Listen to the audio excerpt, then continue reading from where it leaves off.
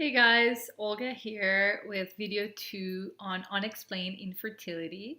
So today, for the first time, I openly share with the public that I have been struggling with getting pregnant and keeping pregnancy since the beginning, since we've ever tried.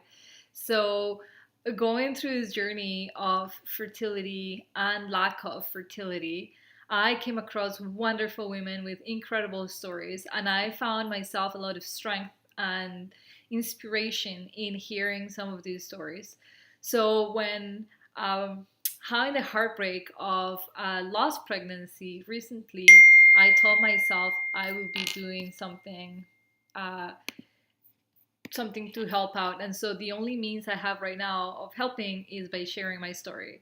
So I'm hoping by publishing a series of videos about my experience and how I've come to cope and come with terms with our diagnosis of unexplained infertility and our process, that some of you listening to these videos may find hope and inspiration and may perhaps start sharing your own story to help other people going through the same. So my husband and I have been married for 4 years, and we've been pretty much for all those 4 years been attempting to conceive. That has been a dream of mine since I have memories to become a mother. And thankfully for me, my husband has had the same hope and aspiration for his life to grow a family. So by the time we decided to go to see doctors and were referred to specialists, we were diagnosed with unexplained infertility, which, to tell you the truth, has been the most frustrating diagnosis ever. Because by the time you actually come into a clinic of fertility to help you figure out why you're not conceiving, I don't know you, but I was really hoping they would tell me, well, you guys are not getting pregnant because here's the answer. But unfortunately for us, there was no problem. And I say unfortunately only because I was thinking of, okay, once I know the problem, I'll know the solution.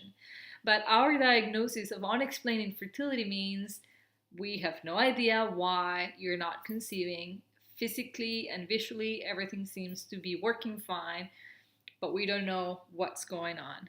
So once I went past the initial frustration of what do you mean you can't tell me what's wrong with me, I became aware also of what this diagnosis meant.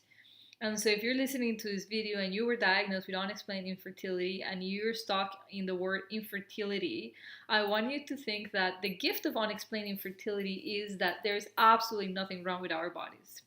So technically speaking, I'm perfectly able to carry life and conceive life. And that's the story I've decided to tell myself to make this process easier for me, also because it is the truth. They haven't been able to find the problem, therefore, there is no problem. So we will continue to make attempts for a pregnancy despite all the failed attempts we've had so far. So I simply wanted to share this video to let you know that the diagnoses are simply, a sequence of words that will put you in a box of sorts because doctors need to do that. But for yourself, don't let anybody tell you what box you belong to. That desire of becoming a mother or a dad has to be stronger than any diagnosis. And although it is something that you're going to have to definitely navigate through and come to your own conclusions, and we all get to resolve our own emotional and physical challenges in our own personal way, and that's the right way for you. I hope that by watching this video, you tell yourself a different story, one that will help you.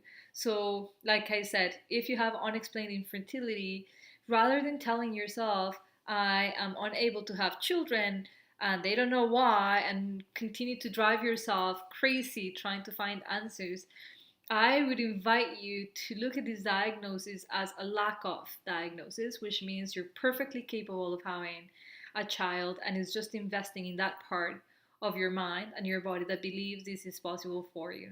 And so Yeah, that's the story I've been telling myself. And although sometimes I do get fear taking over and thinking that this is never going to happen to me, I also remind myself that I have a healthy body, perfectly capable of hosting life. So there it is. Whatever your diagnosis, tell yourself a story, one that is easier for you to navigate through. Because at the end of the day, whatever you tell yourself is going to have an impact in your body. And to be able to conceive and maintain life, we know we need to have a body that has the least amount of stress. And so, all those little perceptions that may create a lot of fear for you will have an impact on your stress levels. And that has been definitely the case for me. So, here, that's just an invitation to take your diagnosis as just somebody's opinions and tell yourself an opinion that will actually help you. Thanks for listening and good luck.